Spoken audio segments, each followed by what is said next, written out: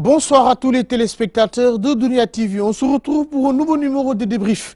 Débrief qui touche toute l'actualité sportive de la semaine, éventuellement aussi du week-end. Et aujourd'hui, pour en débattre, nous avons dalal Nazirou, champion du monde de Virvoda. Nazirou, bonsoir. Bonsoir Mbaye Sène. Je les remercie bu baax ci invitation bi di kontaan trop nekk fi tey. dañuy tàmbalee nag ci seet waxtaan ci li nga xam te ne moom mooy Virvoda Ndiaye. Nazirou. gis nañ ni c'est pas une discipline boo xamante ni gënu sax dañ koy exploiter moo xam la presse lan moo waral blocage boobu Nazirou. ñu ko orienté surtout ci plutôt sur formation bi d'abord balaa ñu mettre en valeur li nga xam ne loolu lañ jot am. Et je rappelle que vous êtes champion du monde de Virvoda. Oui, et tout récemment champion d'Afrique lors de notre Coupe d'Afrique tout récemment à Bamako.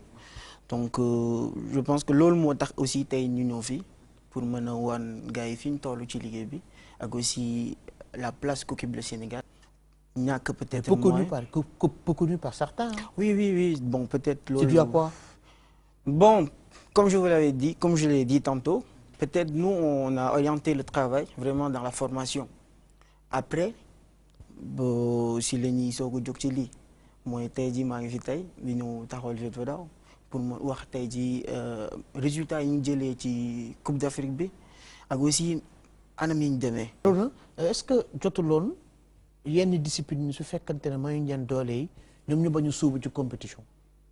Je pense que mun bañ a soobu peut-être problème la parce que service public sport dafa am ci réew mi te ministère des sports moo war assurer volet boobu mais sport sénégalais constat bi ñu def mooy li ñu woowee petite discipline parce que c'est une discipline peut-être ñoom ñi nekk ay champion du monde te nit ñi xamuñu li ñu liggéey lu ko indi en partie c'est lié au manque de médiatisation et à l'absence de volonté politique pour les accompagner parce que bu doon basket wala football wala athlétisme duñu am problème bi. Ministère des sports dina def effort yi mu nécessaire pour bi ñu supprimer fonds de relance au Sénégal mooy la ñu naan fonds d'appui au sport mu 2006 ba léegi temps El Hadj Daouda Faye ministère des sports créé benn fonds pour discipline yëpp boobu ba léegi toutes les disciplines qui n'ont pas les gros moyens muy football basket un peu la lutte un peu l'athlétisme yeneen yëpp tee nañ même athlétisme bi ñuy wax les judoka ñu ngi kaas même cas bi arts martiaux yëpp boobu la depuis 10 ans arts martiaux yi Sénégal defatuñu performance du Virvoda peut-être c'est une discipline presque inconnue au Sénégal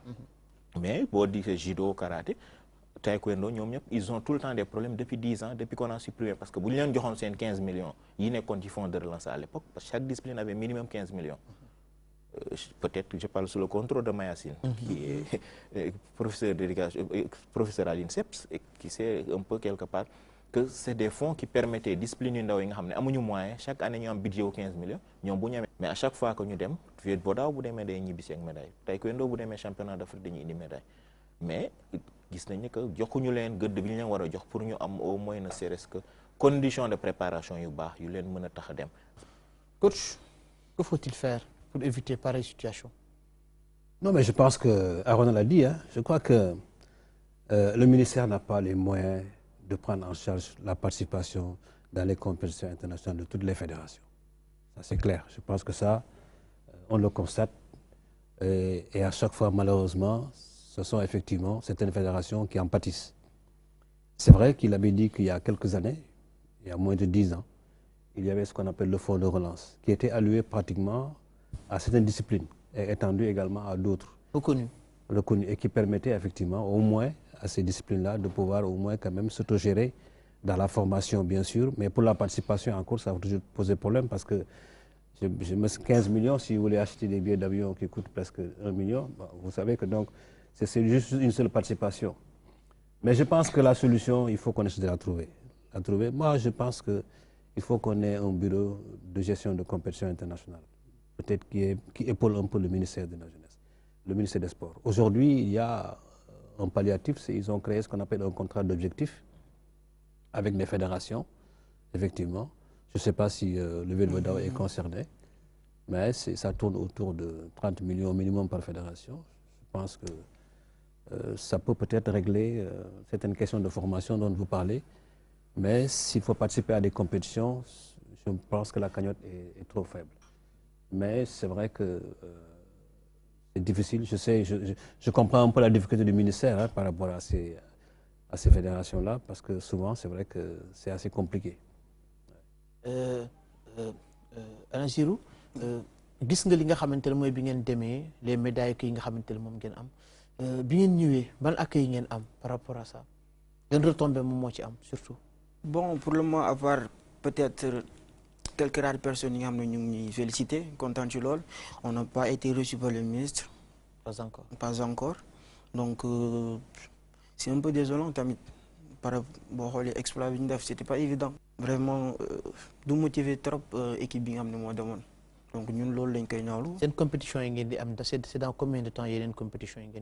Parce qu'on prépare la Coupe du Monde au mois de juillet en Belgique. Donc loolu moo nekk vraiment compétition bi nga xam ne moo gën a am solo bi nga xam ne war nañoo dem seen représenter Sénégal. Et votre dernier mot par rapport à ça?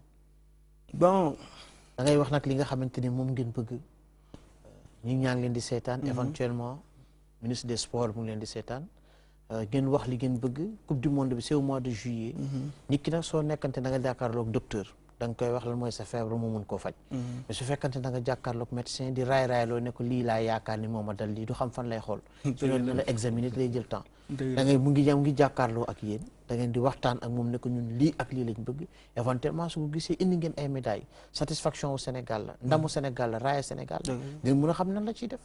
waaw jamono ji liñ bëgg comme ñëpp mooy d'abord ñu recevoir ñu au moins bala ñu sentir ne vraiment am nañ considération si l'INDEF d'abord et ici le Vovinam est au Sénégal depuis 1985 vous voyez donc à la première place au niveau continental on est à la 4e 3e place donc il est temps d'union fédération donc déjà nous devons accélérer le processus parce que le Mali peut-être qui a déjà sa fédération pour organiser une Coupe d'Afrique avoir une équipe vraiment donc comme l'Union on représente l'image d'un pays et c'est assez important donc nous nous en fédération d'abord et aussi que vous nous ratez encore parce que même à Paris on a raté la première journée que vous nous ratez encore cette Coupe du Monde vraiment nous devons nous mettre dans les conditions qu'il faut une condition compétition internationale limite la diep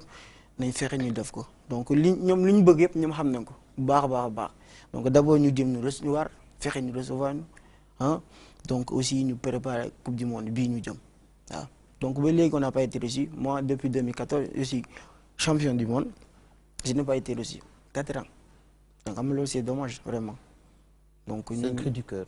Voilà donc ñu jàppale autorité ak lay seetaan xam naa dinañ ci def dara au sortir de cette émission en fait di nga am ay retour normalement loolu tax ñu ñëw fi donc vraiment di leen ñaan ñu jàppale Vovinam Jeune Vodaaw parce que nekkul discipline boo xam ne day dem pour des figurations bon c'est pas pour peut-être 3 médailles d'or c'est quelque chose voilà on pouvait avoir plus donc à Rabat peut-être moi j'ai eu 5 médailles 3 médailles d'or et tu viens à Bamako tout près tu as une médaille d'or par rapport aux performances donc bien que am nga médaille d'or mais dañu wàcc donc ñu ngi ñaan vraiment que ñu jàppale ñu bu baax a baax donc mais du ma wax loolu te du ma remercier am na ñoo xam ne tamit parce que bu ñu nekkee jàppale ñu day mel ñëpp dañ la seetaan alors que ne serait-ce que ay félicitations des messages de motivation dama koy recevoir de la part de certains donc ñooñu noonu j'en profite pour vraiment les remercier donc remercier la aussi yow tamit de nous avoir permis aujourd'hui de parler du Vovinam donc ci émission bu toll débrief de discipline